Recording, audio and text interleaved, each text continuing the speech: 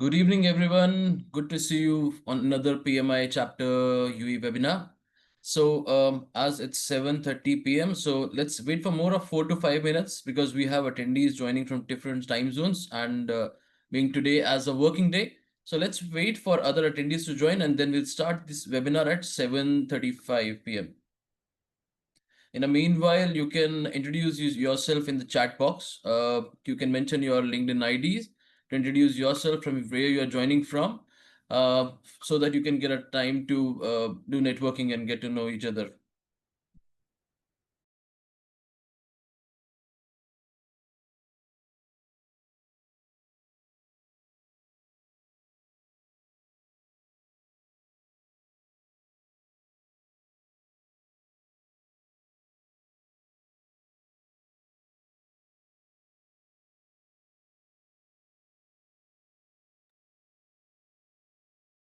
Welcome, Kamran. Welcome, Aman. Welcome, Nasir. Welcome, Abdul. Welcome, Bhaskaran.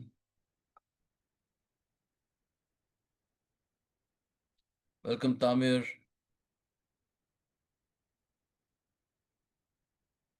Welcome, Ramit.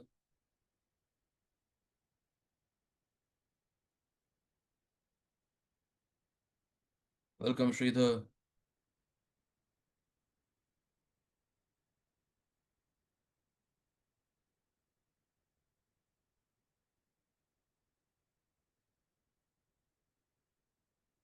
Welcome, Shrilesh. Welcome, Ziad. Welcome, Syed. Omer.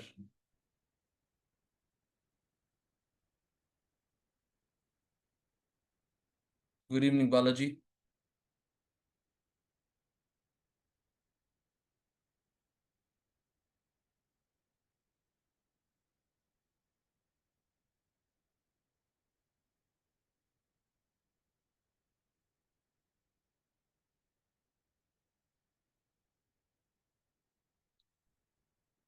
So just to give a brief about this webinar, those who have already attended, they know that this webinar will be for 1 hour, 15 minutes. And you'll be learning a lot of things through this webinar. And this today's topic is basically based on not a technology part, but we can say that technical skills alone are not enough to excel as a project manager, as we already mentioned, especially for young professionals starting their careers. So today's speaker, she'll be taking you through the topics which can help you to explore how to grow your mindset, communication, problem solving, adaptability, and resilience. So till now we have 70 participants who have already joined. So let's wait for more to join. Welcome Zishan, welcome Zidan. So we have people joining from Oman, Abu Dhabi, Dubai, and Alain.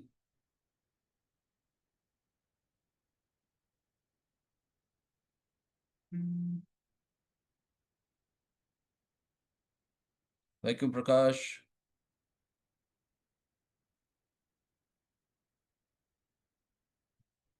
Welcome Samil. Welcome Oday.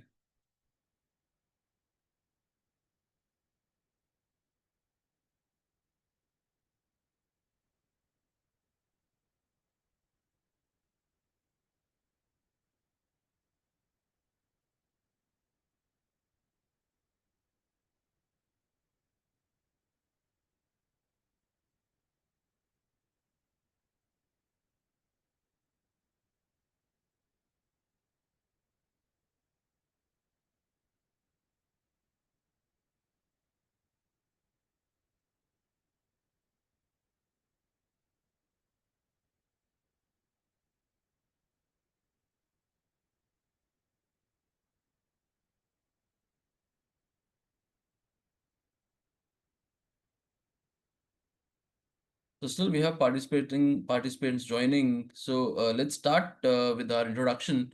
And could we, as we have, I think see we have people mostly from Middle East. So good morning, good afternoon, good evening to everyone. And we're happy to see you in another UAE chapter webinar. And we welcome you to another PMI chapter webinar. We are excited that you're joining us today. Here we will be exploring today's topic, which is learning to lead as a young professional.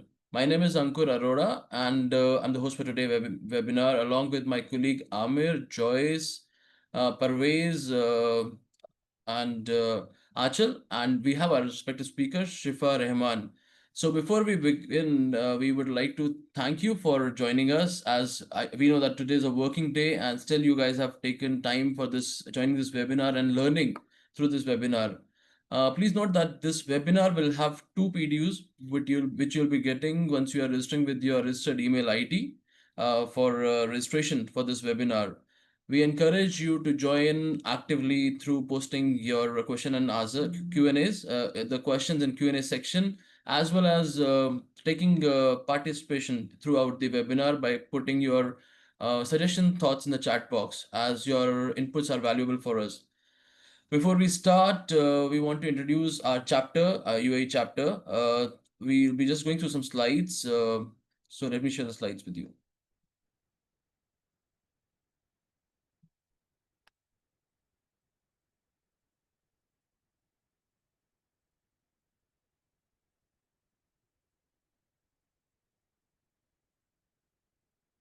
Okay, so we are a part of PMI UAE chapter, which is a part of Project Management Institute, PMI.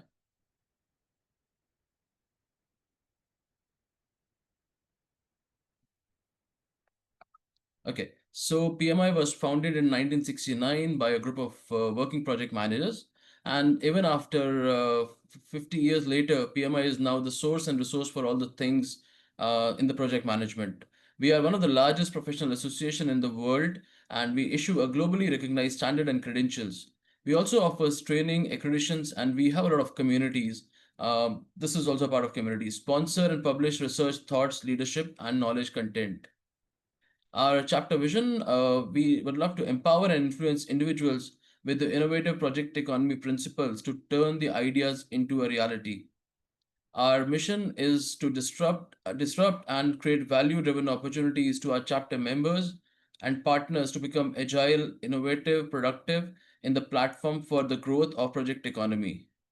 Our chapter few key points. We are totally run 100% by the volunteers. We have more than 4,000 plus active chapter members, and we are among the top five chapters in Middle Eastern region. We focus on top leading industries and trends. We are serving the UAE aspiring community of project managers, PMI certified holders, and project and program professionals that are seeking the project management capabilities and offering and believing in the importance of our profession. We are totally dependent on you for all the chapter activities and making it as possible. Our board is led by Mr. Adil Sultan and supported by different directors from governance, media and marketing, community engagement, events, volunteers, finance, and membership and certification. Our chapter benefits, you get a benefit of access to PIMBOK library, you get certification discounts, you get access to PMI standards, PMI pick and career navigators, and access to projectmanagement.com, which is a community access.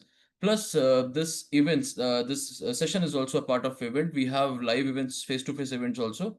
And you get a tools and template publication reports, etc. access also. The benefits, as we have four pillars, the networking, learning and knowledge sharing, career growth, and event. And this webinar is a part of events category. We have another member corner and member spotlight. Member corner is a space to contribute, share, and elevate the discourse of project management related topics. So you can connect with the newsletter at PMI. If you have anything to post, any other topic, so you can just send email to this ID, or a member spotlight where you want to.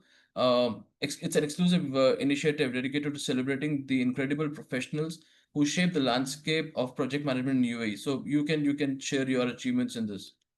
We have you can follow us on Instagram, you can follow us on LinkedIn, Facebook, Twitter, you can follow us on YouTube and WhatsApp group also. So these are few email IDs. If there's any thing related to membership, volunteering, or general inquiries, you can send an email to us.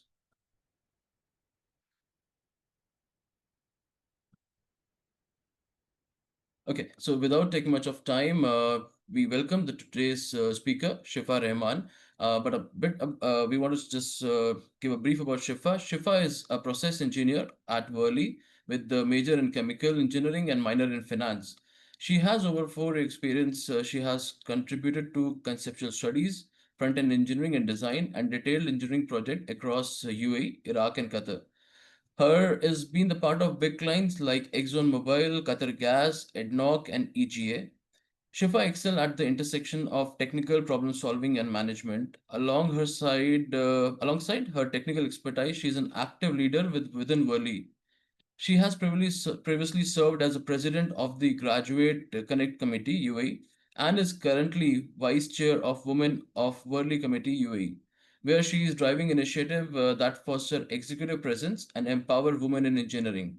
She is known for her strong communication skills, and she has also represented women engineers on International Women Day and frequently engages in public speaking to simply complex concepts and inspire young professionals. So without taking much time, we invite Shifa to be on take the mic and take us through the knowledge, sharing her knowledge. Over to you, Shifa.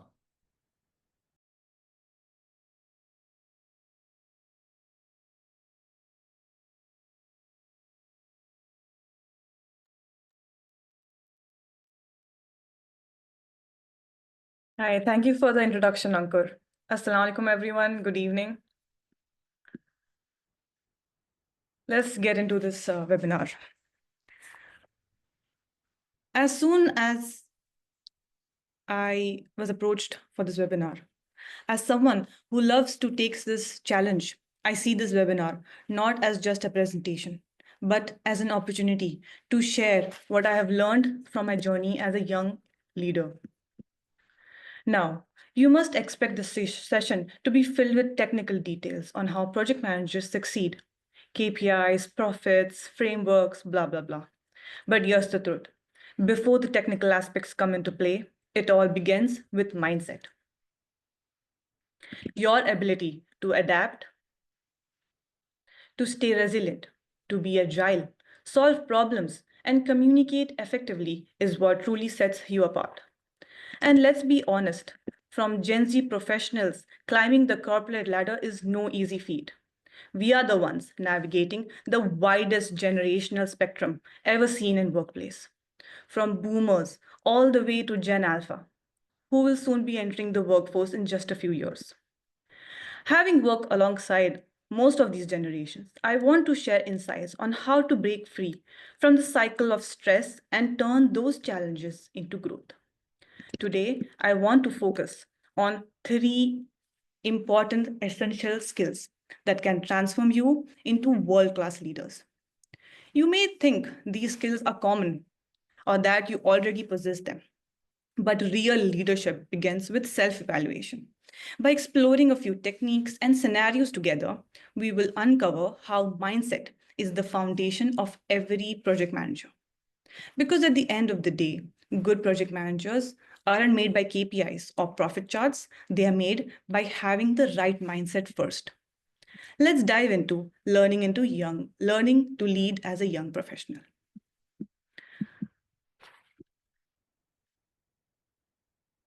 Studies show that by 2030, automation and AI could displace up to 375 million jobs worldwide. But here's the good news, millions of new roles will also be created. The challenge for us, especially as young professionals, is not just to keep up, but to grow with it. At first glance, that feels like a threat, like the world of work is shrinking. But here's the twist, automation doesn't just take jobs away, it creates new ones. Roles we couldn't have imagined a decade ago, like AI trainers, digital etiquettes, or sustainability analysts. And now, real career paths. By 2030, there will be millions more we can't even name yet. So, the real challenge for us, especially as young professionals, isn't about holding on tightly to that one skill or set of one job title. It's about developing the ability to pivot, to reskill, to step up confidently into the unknowns. And that's where the growth mindset becomes our greatest strength. Because success is the age of AI, isn't about competing with machines. It's about learning faster, adapting smarter, and seizing the opportunity that disruption leaves behind.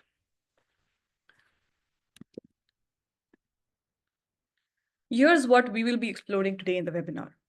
We'll start with adaptability and resilience because change is constant and it's our ability to bounce back that sets us apart. Then we'll look at purpose and career growth and how a growth mindset shapes long term success, tying it all back to having a growth mindset. From there, we'll deep dive into psychological safety and why creating safe spaces unlocks team potential. Moving to problem solving, one of the core skills that makes project managers stand out when challenges inevitably arise. And finally, we'll focus on connection and communication, the skills that helps us build trust, collaborate effectively, and influence across generations. By the end, my goal is for you to walk away with practical, actionable insights that you can apply immediately in your own career journey.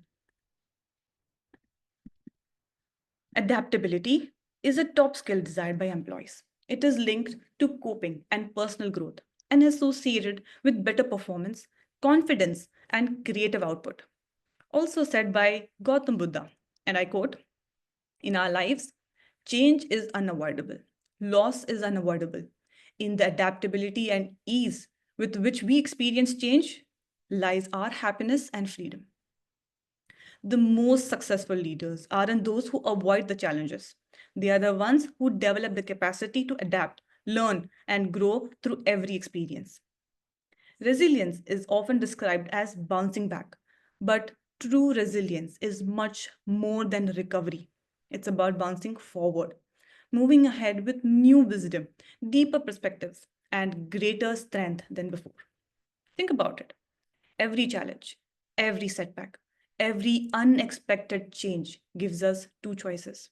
We can either see it as something that holds us back, or we can see it as an opportunity to stretch ourselves, to uncover new skills, and to grow in ways we might not have imagined. Leaders who thrive aren't the ones with perfect and smooth paths. They are the ones who know that plans may fail, circumstances may change, and difficulties will arise. But they have trained themselves to stay calm, stay curious, and keep learning. That's what makes adaptability and resilience so powerful.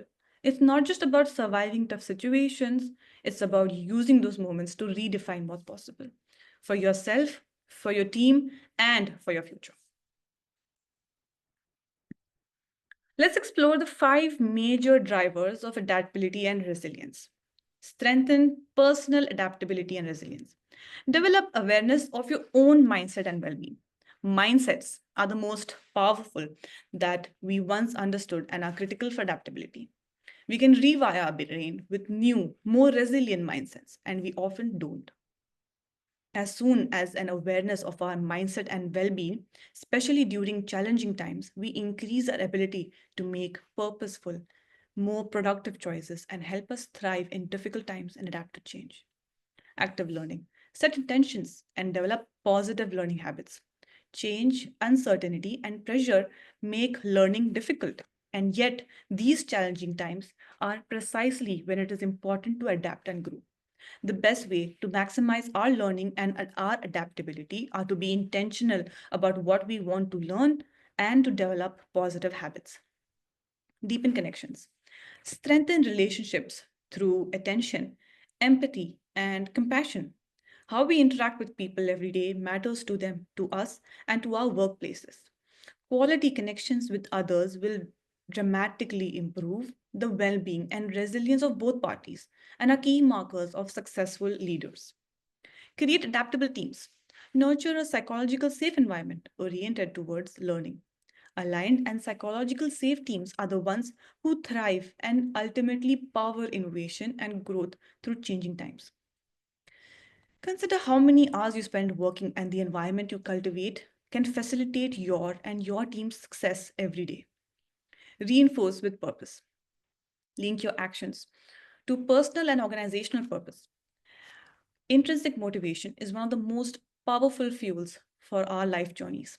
Having a clear conscience of personal meaning helps us cut through the noise of the world and channel our energy through what matters most, keeping us going when things get challenging.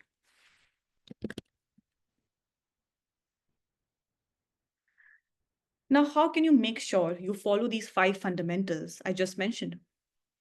We live in a complex world with more stimuli than we can possibly process. Setting learning intentions helps us cut through the noise and stay focused on what we identified as personally important. There are two specific, subtle ways in which we can frame our intentions, our direction forward, the support, both our ability to learn and the likelihood that we'll enjoy the experience. For that, we need to set meaningful learning intentions.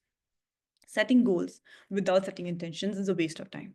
While setting goals is fixated on the future, setting intentions keeps you grounded and present in the moment.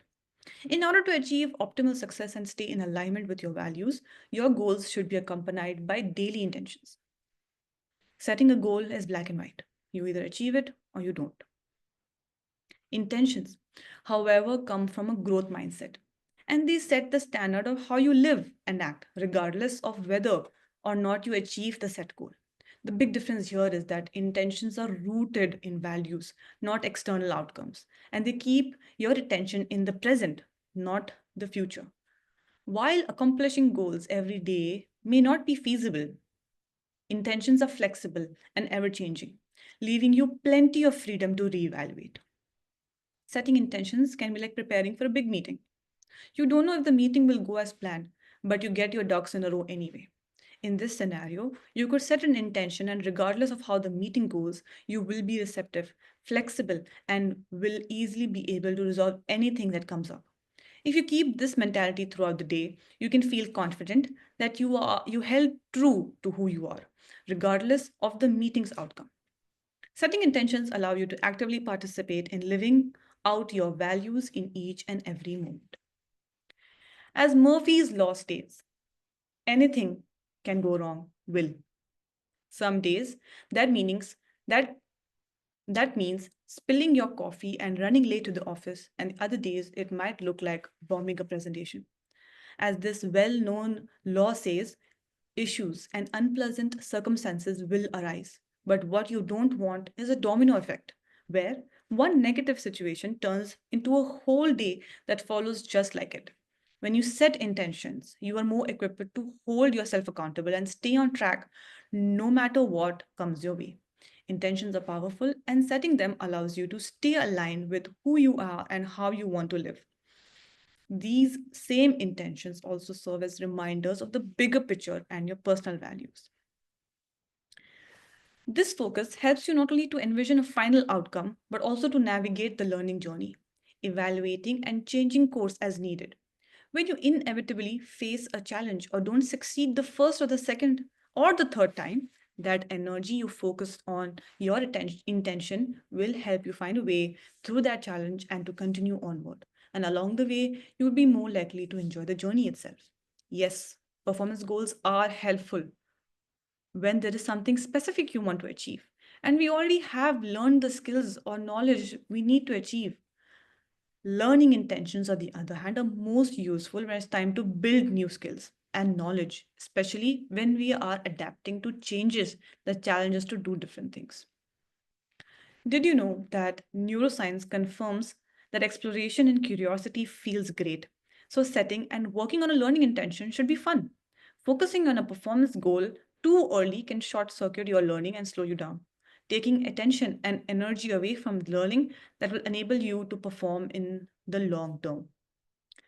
Now, the second piece is just as important, linking learning to meaning.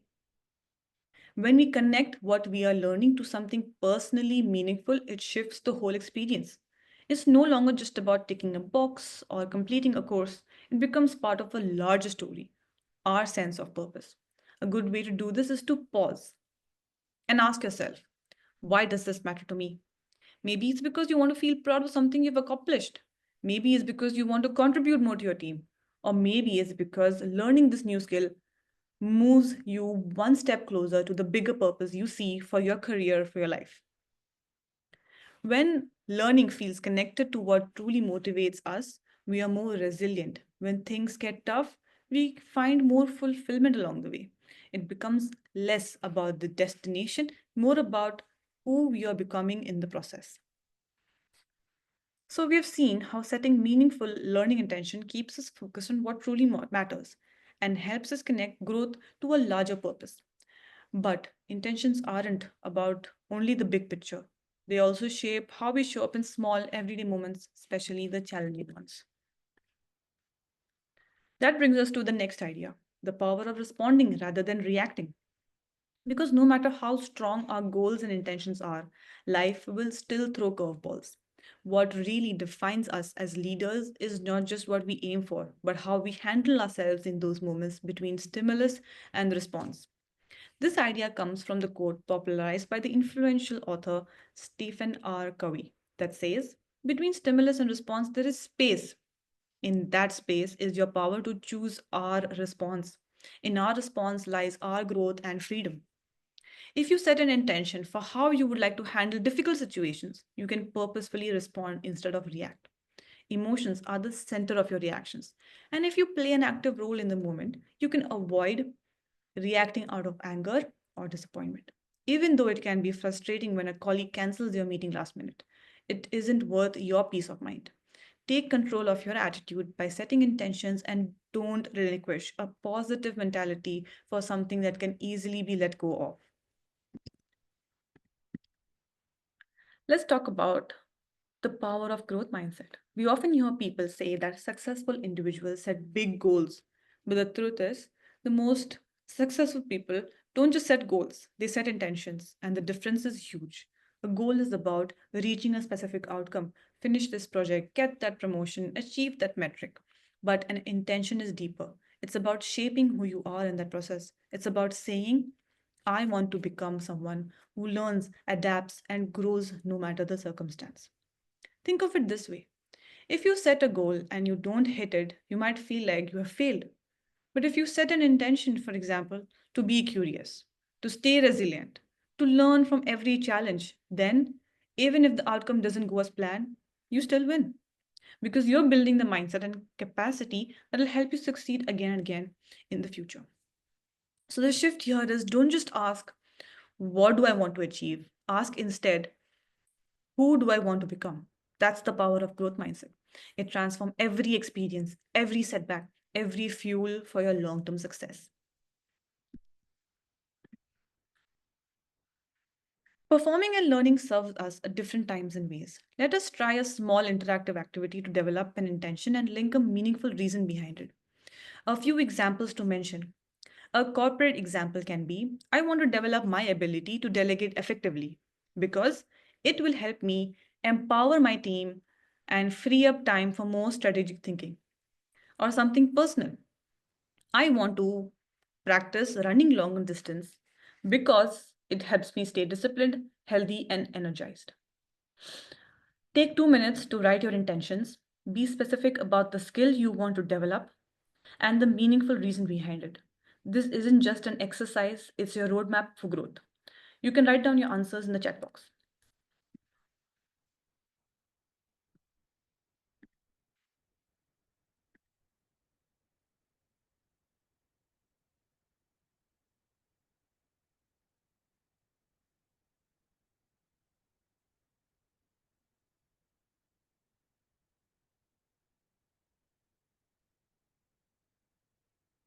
While you write your answers in the chat box, maybe we can move ahead and take a look at your answers a little later.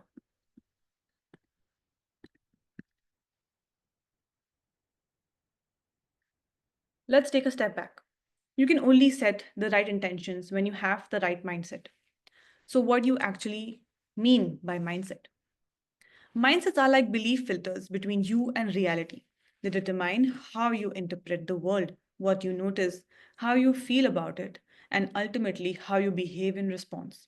Two people can face the exact same situation, but depending on their mindset, one might see it as a threat while the other sees it as an opportunity. That's why they are so powerful. Your mindset shapes the story you tell yourself, and that story guides your actions. If your mindset is rigid, for example, thinking, this is just the way I am, I can't change, then every challenge will feel like a wall. But with a growth mindset, the same challenge becomes a stepping stone, a chance to learn and get better. And here's the key: adaptability and resilience start with mindset. You can all have the technical skills in the world, but if your mindset tells you that setbacks are failures instead of lessons, you will struggle to move forward. On the other hand, the right mindset helps you bounce forward, not just back.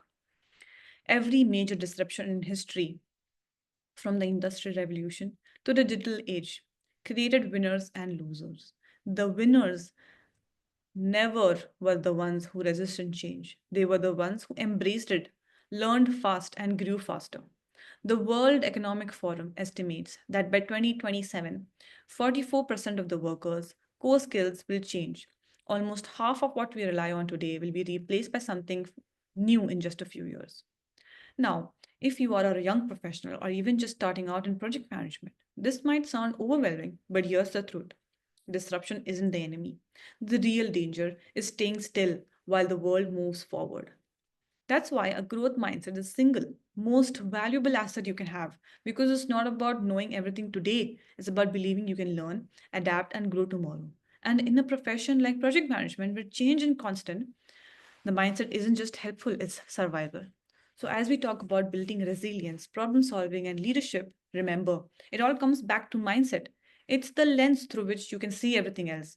And the good news is, mindsets are not fixed. We can learn to shift them, strengthen them, and choose the ones that help us grow.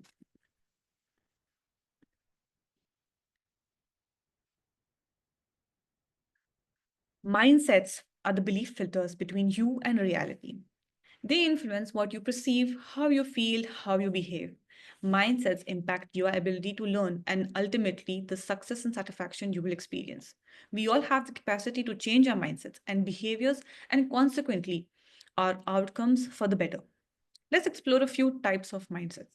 Fixed mindset people would think that a challenge is a test, that I pass or fail based on my inherent abilities. If I'm not already good at something, I will not do well. And the opposite mindset you can develop is a growth mindset, where you can say, I can learn to do anything I want. Challenges and mistakes were opportunities for learning and development. One other example can be a reactive mindset, where we say, I need to identify the problem and what is causing it so I can apply tested, well practiced solutions to bring the situation under control. But instead, we can shift it to a creative mindset. I need to lead it with purpose. I will empower myself and others to explore few possibilities and experiment our way to an innovative solution. I would also like to give one more example of certainty versus exploration, where the mindset shifts from I would rather things go according to plan than take a detour that may end up better to I do not know what future holds. So the best way to succeed is to plan ahead, but be flexible and curious as I go.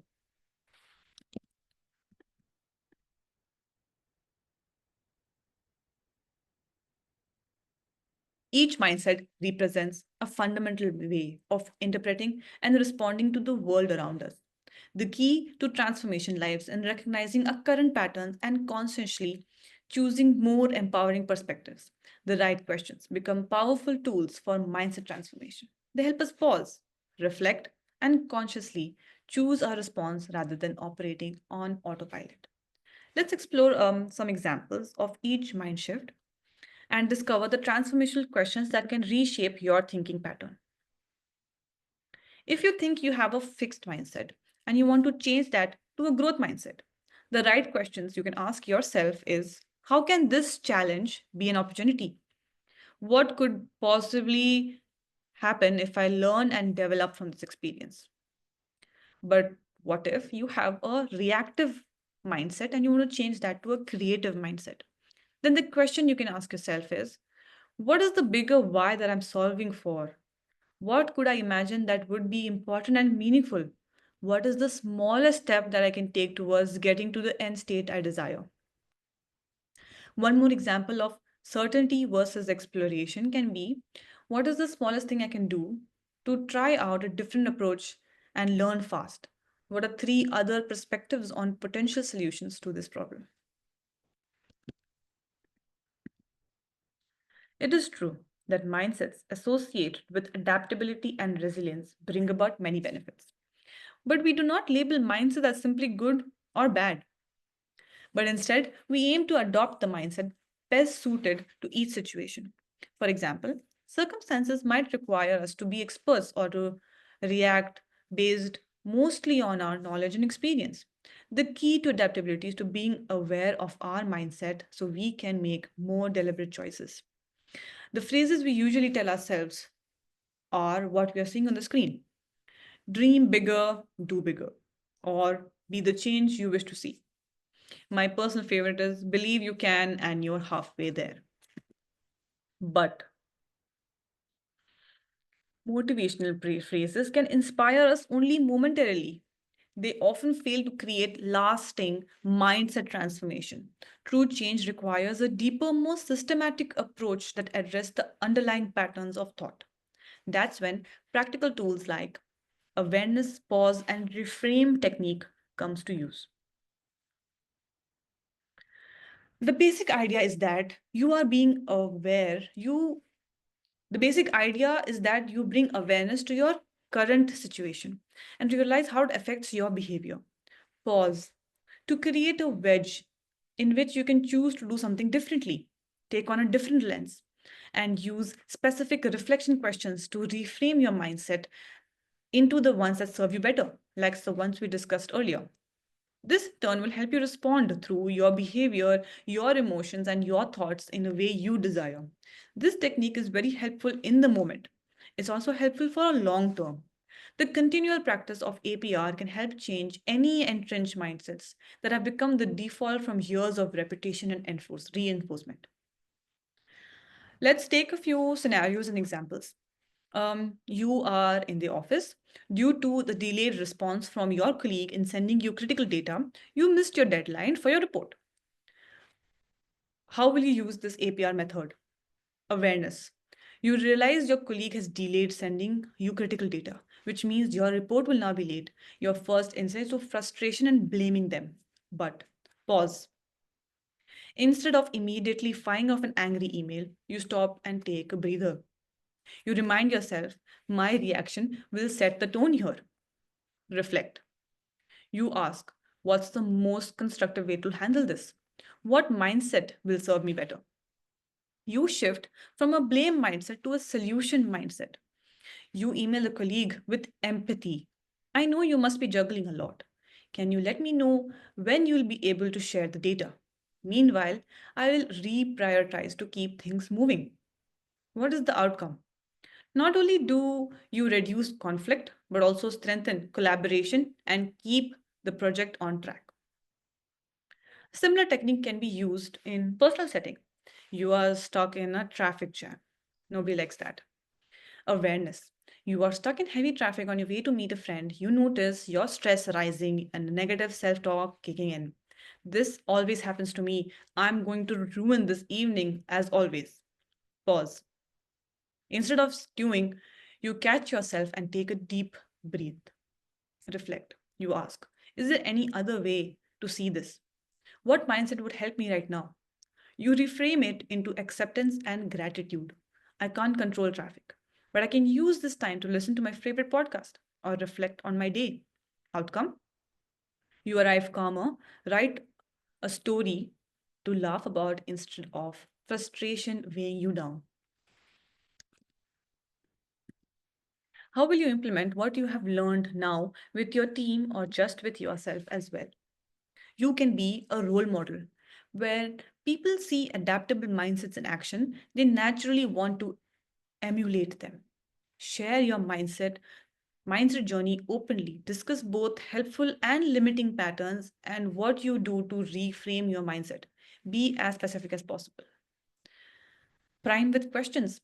Strategic phrases can shift thinking instantly. For abundance mindset, try what's the win-win here? What for growth mindset, ask what can we learn from this? The right questions unlock new perspectives. Teach the APR method. Share the APR approach and guide others through it. When tensions rise in meetings and limiting mindsets emerge, create awareness and help team members pause before reacting. Reinforce positive mindsets. Acknowledge when colleagues demonstrate empowering mindsets. If someone responds creatively during a challenge, highlight that choice and encourage continued creative thinking from the entire team.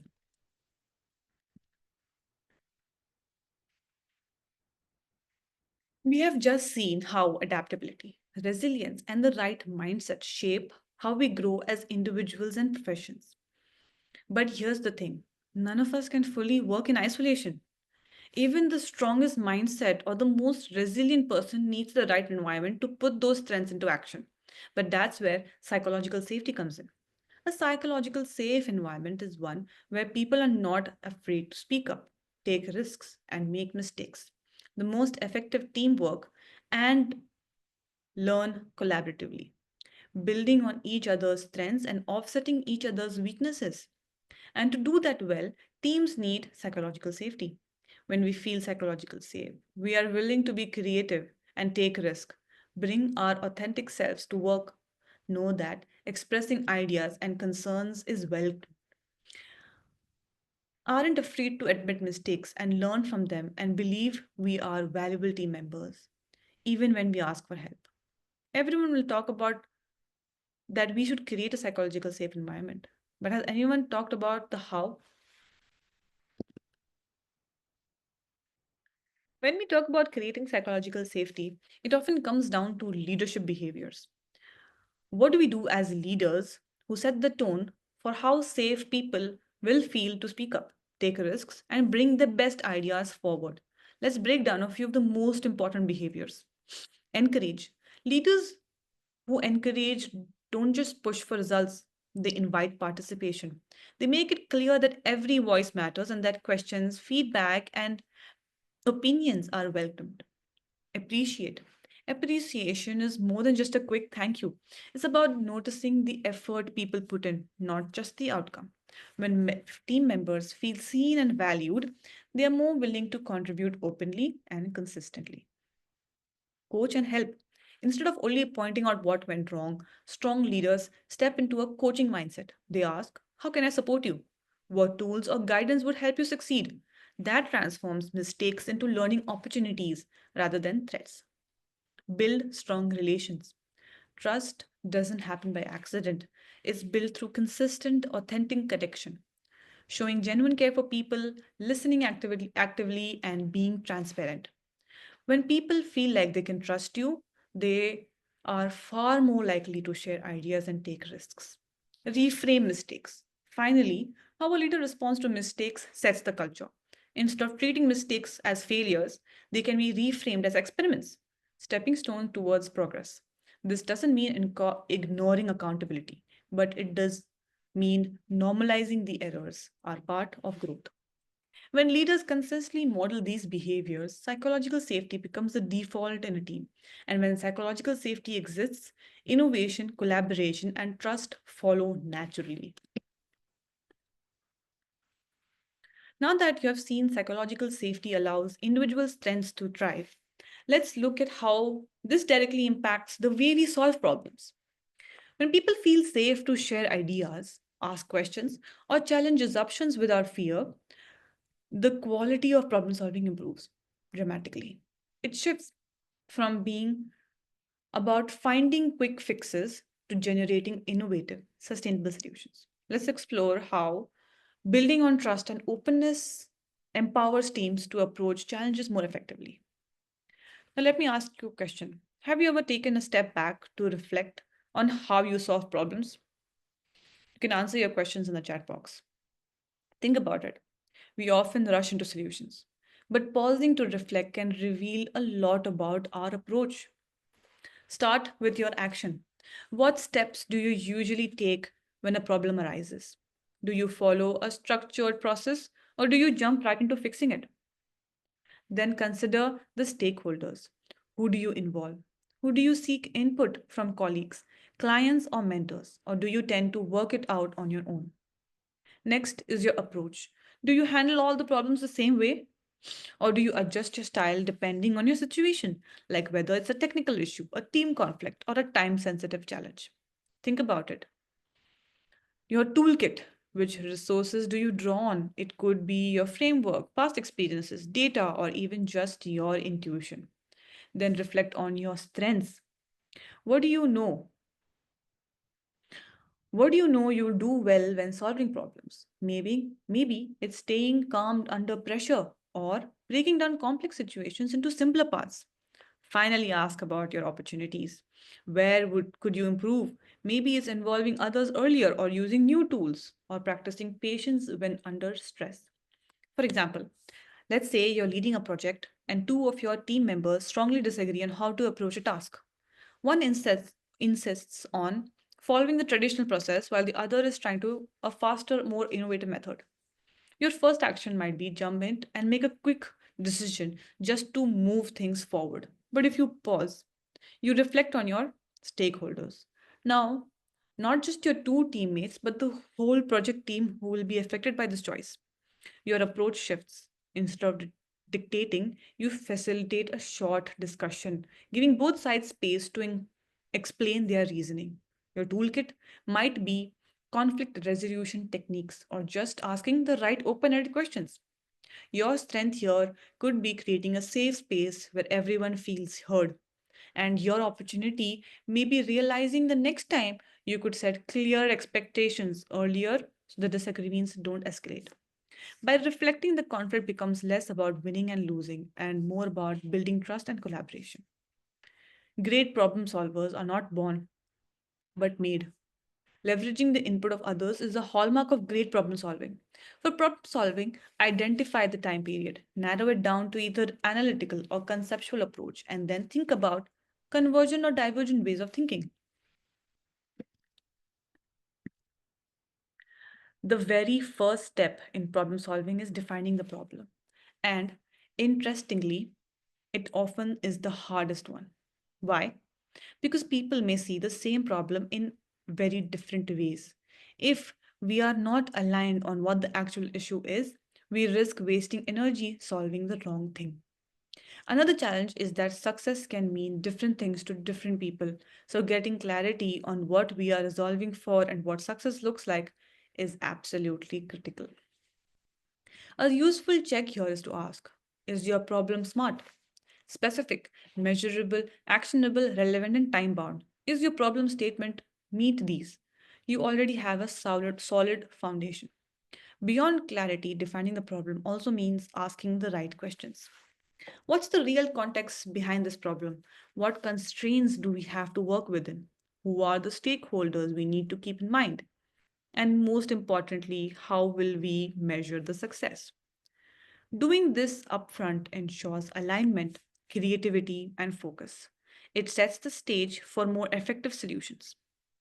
Next thing is recognizing biases in problem solving and creative techniques to combat each biases. When we are under time pressure, it's tempting to just go with your gut, but biases can cloud your judgment. Being aware of what makes us stronger problem solvers. Confirmation bias. We need to favor evidence that supports what we already believe. To encounter this challenge, assumptions and explore competing explanation instead of stopping at the first answer. We can use a range of creative techniques to combat confirmation biases. Write down the assumption you are making and test if they're actually true. Don't just accept what everyone in the industry says. It's like checking the foundation of the house before you build. If the base is shaky, everything else will collapse. Instead of jumping to one answer, come up with a few possible explanations and see which one the evidence really supports. It's like trying on different pairs of glasses. You need to see which one gives the clearer picture before deciding. Confidence bias. We assume we sometimes assume our plan will succeed and ignore warning signs. A great way to check this is to run a pre mortem. Imagine the solutions failed, then work backwards to see why. A pre mortem analysis can help ward off confidence bias. Imagine yourself in the future that your strategy has failed, then figure out why it has failed and what you could have done to prevent it. Stability bias. We often stick to old mindset or the way things that have been done. To break free, try relaxing constraints or looking at a problem from other people's perspective. We can combat this bias by the following techniques. Constraint release. List out the main limits or restrictions. Then relax them by one of them to see if the ideas appear. If possible, think of creative ways to work around those limits. My favorite way of problem solving is point of view analysis. Take the problem. and look at it through different perspectives. For example, how would a customer, a competitor, or a partner see it?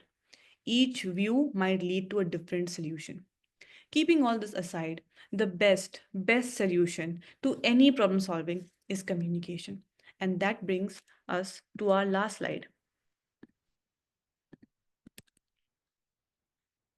Once we clearly defined the problem, using structured methods like SMART, and made sure we are not falling into cognitive biases, the next step is just as important: how we communicate these problems and solutions to others. Because even the best defined problem will remain unsolved if it is not communicated in a way that moves people to action. That's where impactful communication comes in. Communicating for impact is about becoming an effective, influential communicator within any organization. The goal is to move people to action using the four key steps of the EPIC approach. Empathy. Put yourself in other people's shoes to understand their perspective. Purpose. Define the purpose in a way that include both their needs and yours. Insight. Articulate your ideas in a clear and compelling way. Conversation. Plan and orchestrate the flow of an effective two-way dialogue. These steps can be aligned to all forms of communications, written or verbal. And with practice, they work just as well for quick, daily interactions as they do not have more extensive communication planning. EPIC is an holistic approach to communication that is applicable to wide range of interactions, team situations, and your everyday life. It will help you forge deeper connections, align on a common purpose, and inspire action for significant change. But EPIC reminds us to pause and take the important questions. But here's the thing: EPIC also reminds us to pause and ask the important questions. Who am I speaking to? What do they value? How are they likely to receive this message? Because communication is never one directional, it's a relationship. And the more we understand the other person's style, the more effectively we can connect. That's where personality comes in. Now, this is just more of a tip, an extra tip that I would like to give. Each of us brings a different communication style into workplace. Some people are confident and bold. Others are analytical and thoughtful. Some are warm and relation, while others are more reserved and cautious. But the truth is, if we treat everyone the same way, our message won't land the same way. People speak differently through their body language, depending on their personality type. And if we can recognize those cues, we can adjust our approach to connect more effectively. Let me break it down for you. The confident personality. They are the people who stand tall, take up space, make eye contact, and often use hand gestures. In the workplace, they come across as decisive leaders or strong contributors. When you're dealing with them, don't be intimidated. Match their energy. Be clear, be concise, and show that you're confident in your message. That's how you earn their respect. The analytical personality. You'll recognize them by their thoughtful expressions, maybe a furrowed brow, or by how they pause before responding. They often fold their hands to keep their movements minimal because they are processing. With them, the best way to communicate is to slow down, give them space to think, and back up your points with data or logic. They value accuracy more than flashy delivery. The friendly, empathetic personality. They are the ones who smile easily, nod a lot, and lean in when they are listening. They are about connection and relationships. In meetings, they are the ones who make others feel heard. When you are talking to them, focus on collaboration and building rapport. Acknowledge their contributions, show warmth, and they'll open up even more. The reserved personality. Some people hold back, they cross their arms, keep their posture closed, or avoid too much eye contact. It's always it doesn't always mean they are disengaged. It could just be that their natural style, or maybe they are cautious. The key here is patience. Don't push them to open up immediately. Instead, create a safe space, ask open ended questions, and gradually build trust. Now, why does this matter for us at work? Because communication isn't one size fits all. It's if I try to deliver the same message to all four personalities in the same way, half of them might miss the point.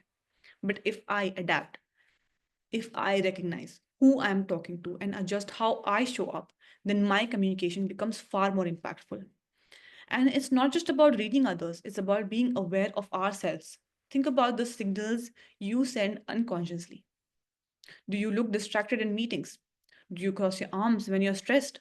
People are reading those cues whether you realize it or not. So, the big takeaway is this: if we want to be effective communicators, especially as project managers and leaders, we need to go beyond words. We need to read the room, understand personalities through body language, and adapt our approach so that our message truly lands. On the final note, stepping into leadership or a management position is more than just a title. It's a commitment to growth, responsibility, and impact. In my journey, I have learned that leadership is not just about guiding others, but about showing up with intention, authenticity, and purpose. One of the most important lessons I've embraced in this journey is the value of executive presence. Through my leadership roles, I have managed to spread positivity through actions because executive presence isn't about just how you carry yourself, it's about how you leave. When you leave becomes impact, it resonates even in your absence. That to me is the true essence of leadership and management: uplifting others, inspiring change, and leaving behind a legacy that speaks even when you're no longer in the room. Thank you.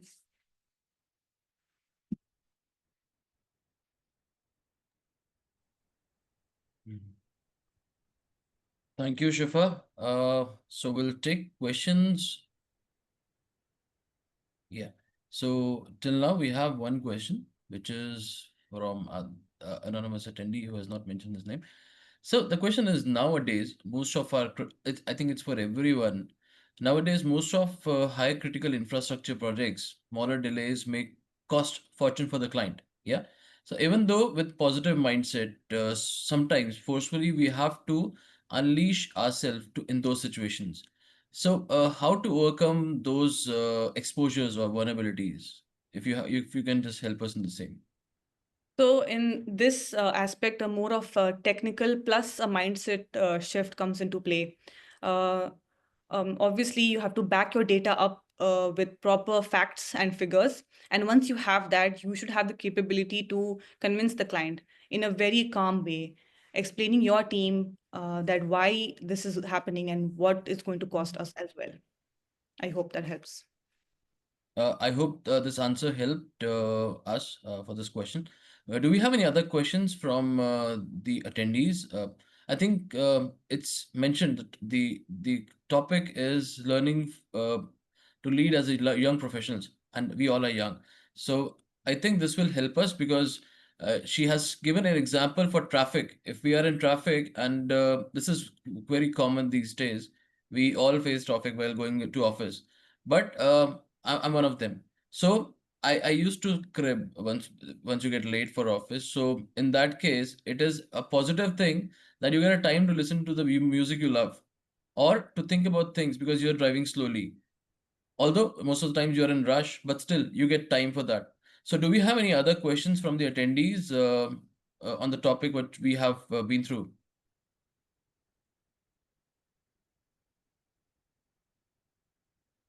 We'll wait. In the meanwhile, we have I see a question. If technology did all your work, how would you lead? yeah. So Shifa has another question. Uh, yeah, if technology handled all my regular tasks, maybe I'd spend my time building strong relations and helping people discover their strengths. I would focus on coaching, solving problems as a team, and creating a friendly space where people feel valued. Leadership would be more encouraging others, helping them develop, and making sure everyone is motivated and happy at work. Oh, thank you. We have another question. What do you recommend to do with a tough client, or if they are shouting at you? So how we can take care of this kind of situation? First and foremost would be to never lose your calm. Once you lose the calm, that means you lost the battle. Um, in a very calm way, either tell for the client to step out or ask the client if the client is okay. Don't do that. I'm joking. Uh, maybe just reason out with the client first initially, and that would be better instead of just making sure. Don't make sure that the client is yelling at you in the room. Try to tell the client to sit down for a while. Just don't make him more angry or her. Okay. So another question is from Farishta. I'm sorry if I'm pronouncing it wrong. She loved the presentation, aspect and communication, and understanding different kind of people. So she's asking if there is any article or book for going deeper into this area. So can you recommend any book or something for this? Yes, I do have a book recommendation. I'll type it in the chat. Yeah, I just please do type in the chat so it will be easy for everyone to take a note. yes. Yeah. So we'll take one more question from Adil. Adil is saying if someone is too that much technical and he promoted as a leading role, how can he solve technical problems? He's not is not that much technical, so basically it's like some promotion you got as per the knowledge and all, but he's not technical. So how he can solve technical problems? I'm sorry, but I think the question doesn't make sense. So if you're talking about Yeah. project managers would only be backing up management data. Where you in my company, how it works is that we have specific engineering managers who have technical data. So they are completely equipped with all the technical knowledge, and if anything technical goes wrong, that's where they are used to cope with the solution. Okay, I think the one we studied one slide where one person has mentioned, one attendee has mentioned, I'll just scroll up. It was like second. It's very. I'll take 2 minutes to scroll.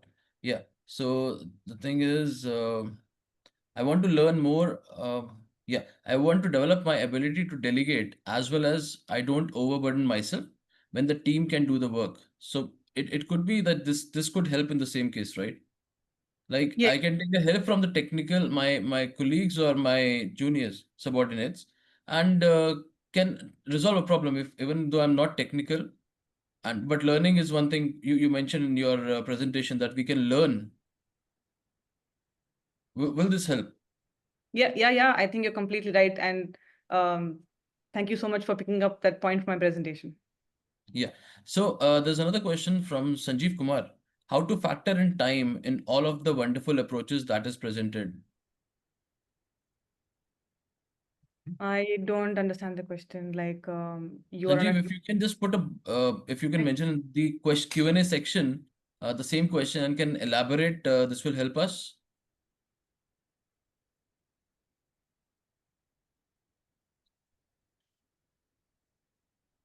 Okay, so Gayatri has asked if many people are there in a meeting room, how can we have one style of presentation so we're all are involved? So if everybody is following this approach, so how can we become out of the box?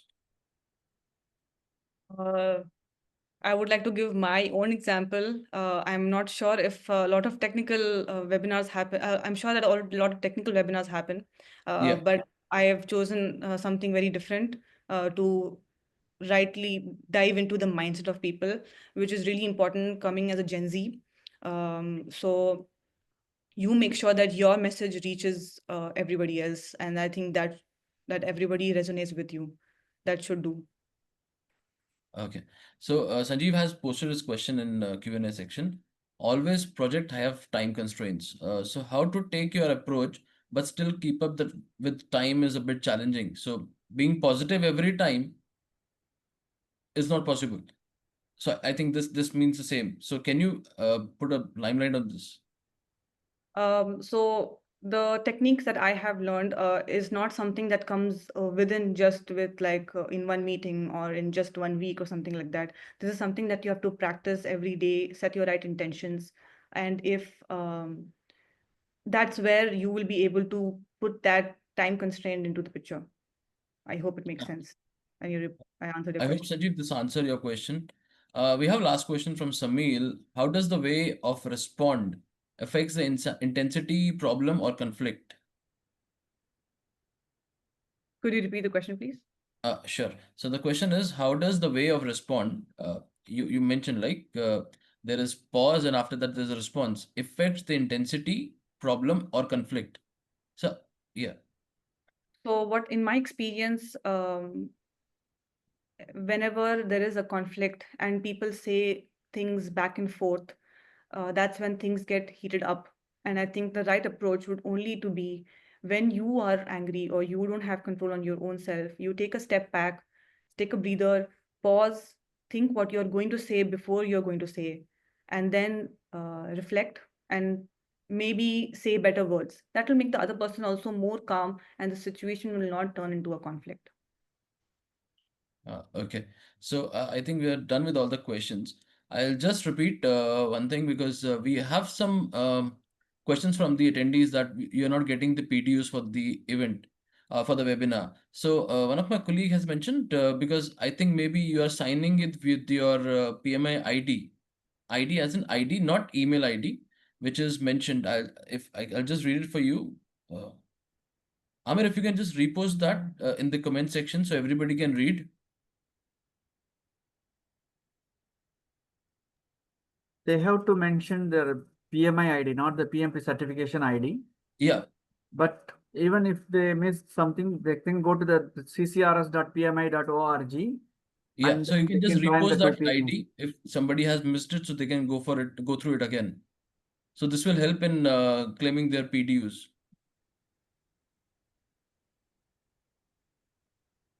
Yeah, so we are done with the questions. Thank you everyone for joining us. Thank you, Shifa, for sharing your knowledge on learning to lead as a young professional. And you mentioned the points like adaptability and resilience, your purpose and career growth, psychological safety, problem solving, connection and communication. And you also shared about 5 major drivers for adaptability and resilience, like active learning, deep connections, create adaptable team, reinforce with purpose. And then we learned from you like power of responding, then reacting. So reaction, then there should be a pause, and then a response. So make sure the pause is important, and the power of growth mindset. Yes, to become a successful, should have an intention. Goal is also important, but intention should be there. And I've learned one thing because that is always in my mind. Plus, you have told about 6 mindsets. Like if you have a fixed mindset, you get growth. Expert has curious, scarcity has abundance. So another thing is like APR method, which is more important. I had shared before also. Like while driving, uh, we we think like there's always traffic, traffic, traffic. It's not traffic. You get some time for yourself because in once you reach office, you don't have time for yourself. And thank you for teaching that APR method. Plus, then you mentioned about psychological safety. So, thank you everyone for joining us today and giving your valuable time for this webinar. And I hope everybody is taking something out of this webinar. Your engagement and questions are always valuable for this discussion. We wouldn't be here without the dedication of our team. Thank you for our marketing team for promoting the webinar on our website and social media. A special thanks to PMI chapter volunteers from outreach, membership, volunteering, and finance to giving their invaluable support in making this event possible. And finally, a thanks to Amir, Joyce, Parvez, Achal, the team behind the camera and behind this webinar. So we hope to see you in the next webinar. And till that time, stay safe, take care, bye bye. Thank you.